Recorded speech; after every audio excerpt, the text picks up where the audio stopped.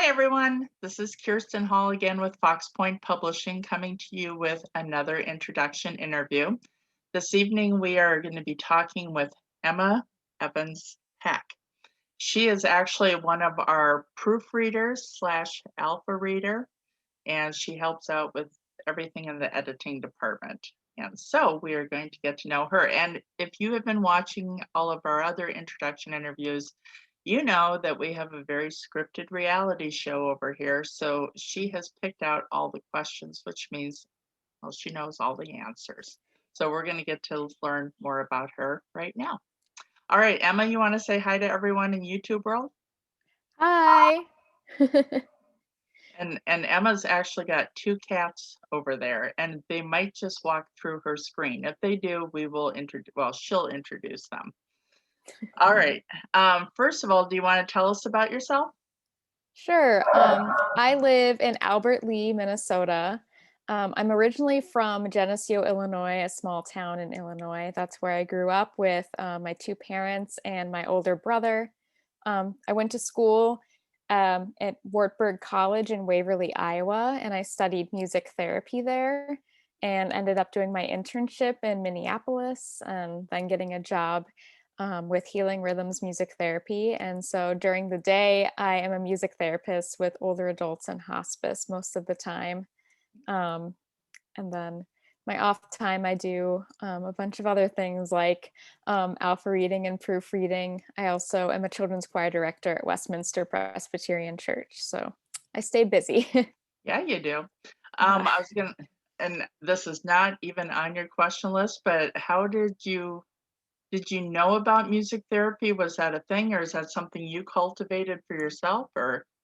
I didn't know about it until actually my grandfather was in hospice and I was in my sophomore year of high school. So, kind of in that time of like, what am I going to do when I'm done with high school? And my mom brought up to me, like, oh, a music therapist came and visited your grandfather. Like, that seems like something that you might be interested in. And it's become a lot more widespread than when it first started in World War II. But um, yeah, a few colleges have it. I think there's more in Minnesota than in Iowa, but Okay. its own degree. So yeah, Oh, well, see, learn something new every day. I had no idea. And what a fabulous field to be in, yeah, to help people and be able to listen to music. How much fun is that? very fun. I bet you listen to a wide range. Oh yeah, Oh, what is some of the most popular requested or I'd say a lot of the most popular requested would be like older country western uh-huh. and polkas and waltzes. I hear a lot about all the dance halls around here, Oh so yeah. lots of dances. I once was asked for EDM music, like electronic dance music. Uh-huh. And so that I just had to play recorded music for 'cause it's like I can't play that on my guitar. Uh-huh. Um, and I do serve some kids, so a lot of kids songs Yeah. I've learned too. So you don't just press, a recording or something, you actually play it on a guitar or a piano? Yeah, so I usually travel around with a guitar because it's more um, able to be carried around and Yeah. sometimes the patients will sing with us, reminisce with us, and then with kids, we use it a lot for teaching certain skills, speech, mobility, all of that fun Oh, stuff. wow. So, Okay, so yeah. yes, very talented. Not that I was doubting your talents before, but man, multifaceted and talented. Okay, perfect.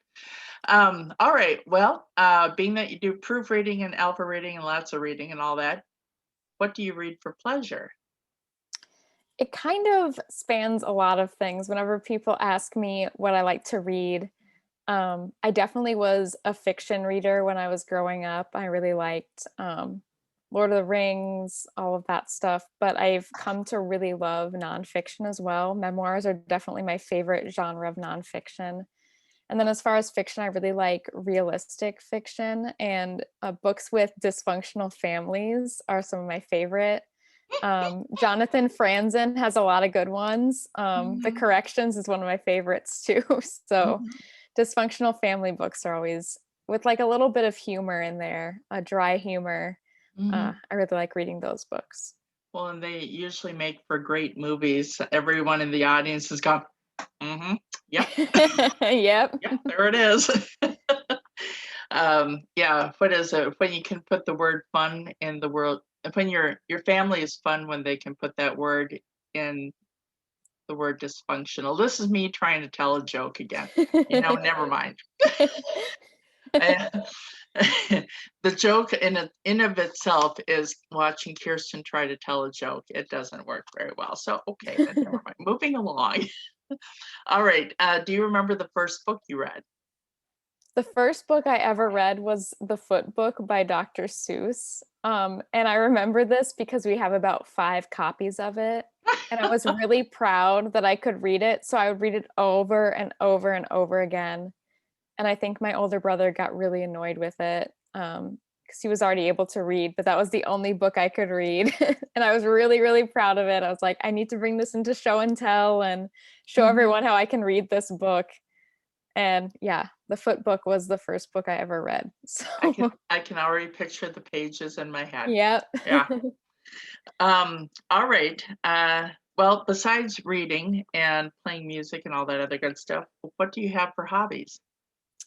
I like to say I do all the stereotypical old lady hobbies. I like to knit. I like to sew.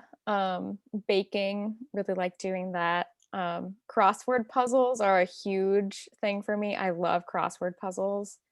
Journaling, I try to do as often as I can as well. That's something that I started in 4th grade and I've just kind of continued throughout. I'm not much of a writer as far as like writing books or anything, but definitely logging the emotions and actions of the day. I really like doing that. Because that's what I was gonna throw this surprise question on you and ask you if you've ever thought about writing a book. As a kid, I did a lot. You'll My mom has been going through things and has found tons of notebooks with, like, the starts of books in them, but I've never really got that far in it. Maybe in the future. You never know, so That's true. All right, let's see. Oh, describe your desk. my desk is actually a sewing table right now. Okay. So it's like a folded up sewing table. It's pretty neat and tidy. I like a lot of tidiness. Inside of it, like the bottom drawer is all letter writing stuff because I love writing letters. And I have a lot of post-it notes and sticky notes for my calendars and everything. I don't do a whole lot of work at my desk as you'd imagine as a music therapist, but definitely neat and tidy and kind of a makeshift desk so I can easily open it up and do some sewing.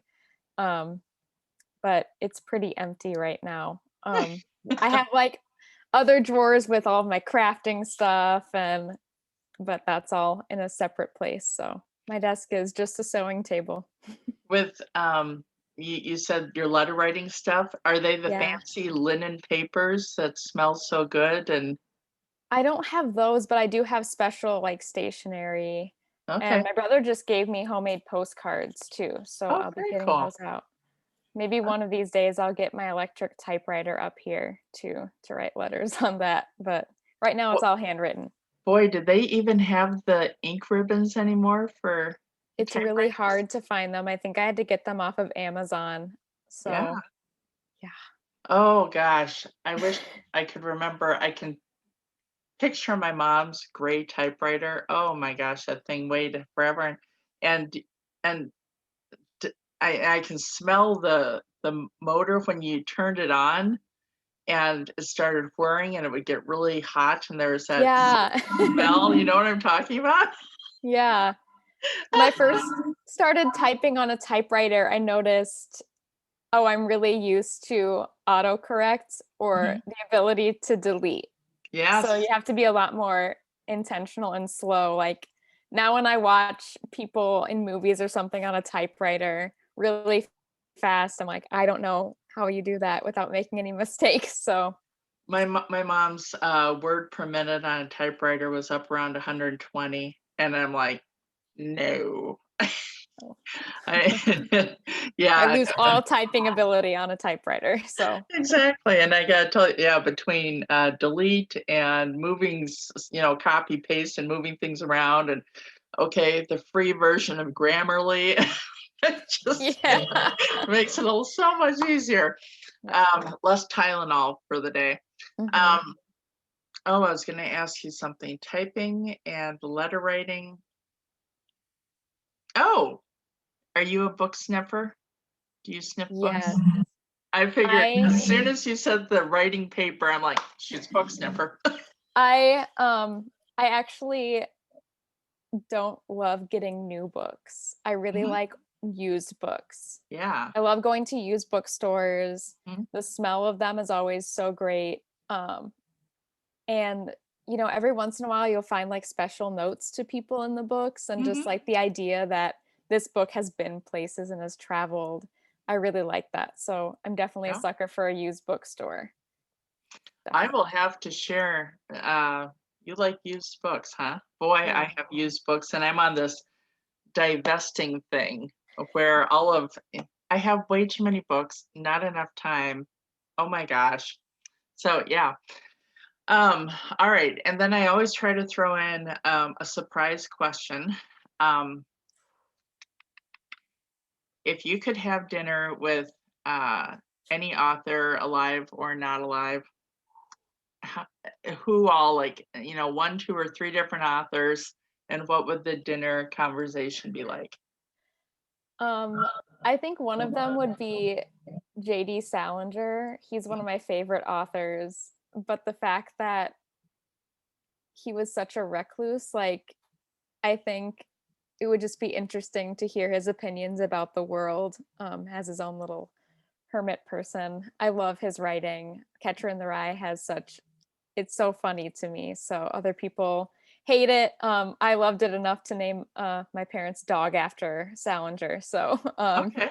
Mhm. definitely JD Salinger. I think um, talking to both Tolkien and C.S. Lewis, I've read a lot about their relationship as well, um, and how they both like wrote during the wartime. And I know they used to meet in a pub and talk about their writings. And I think just like being a fly on the wall in that pub would have just been amazing. Um, and another author that I also love is Margaret Atwood. She's Okay. just so many great books and different ideas and the mix of um, dystopia, science fiction, all of that Mhm. is kind of unexpected in some ways. So You'd have quite the you'd have your quiet hermit in the corner. You'd have two going back and forth. You'd have yeah, it would be a very busy table, wouldn't it? yeah, yeah, And you would be like sitting there with writing notes, yeah. like I just feel like writing notes. with your fancy stationery paper. So Yes, there we there, go. there you go. It's set. Anyway, all right. We don't have any questions left, but do you have anything else that you would like to tell anyone or say? Support local bookstores and local authors. I found so many wonderful people, so many wonderful authors through getting involved in community and finding local bookstores. And I know, like, through the pandemic, it's been a little hard, but I know there's online resources for local bookstores. And I think there's actually like a local bookstore roadmap. I don't know where you can get that, but if you live in the Midwest, you can hit all those local bookstores on a road trip sometime. So Yeah, support local. yeah, the if you're talking about the same thing I'm thinking about, it's the roadmap that they put out for Indie Bookstore Days, which is the end of April. Mhm. And I what's it? Probably independent bookstores, I don't know who puts it out, but you could Google it. Mhm. Thanks to Uncle Google, who answers all of life's questions. Look for roadmap of independent bookstores, and you'll see it. I know Minnesota has one, and I know there's probably one that has the Midwest on it. Mhm. Anyway, all right. Well, that is everything we have. Oh, there's a cat. There's two Yep, cats. this is Juniper. Okay. She is very talkative, but Now she's being quiet, but Oh, that's there you true. go. And then there's another one behind you? Yeah, Magnolia, I don't know where she went. Oh, okay. She ran away. Okay, well, there you go. Camera shy. Anyway, all right. Well, thank you to everyone for joining us this evening while we talked with Emma. We will get her working on other projects. Like I said, I am not in the editing department, so I don't know what everyone is doing over there, but I know we have some larger projects coming in. And of course, larger projects that we would use Emma's talents on are usually like 80,000 to 120,000 words. Um, and in that time, though, we can pump out 4 to 6 children's books. And of course, Emma doesn't proofread the children's books because there's only like 100 words. It'd be like, yep, there you go. It's done. And so, yeah, so that's why things take a little longer over in the adults novels department. But anyway, all right. Well, thank you so much for joining us. Have a fabulous day in your neighborhood. And we should probably be back, I would think, in about a week or two with some more interviews. All right. Have a good one. Bye.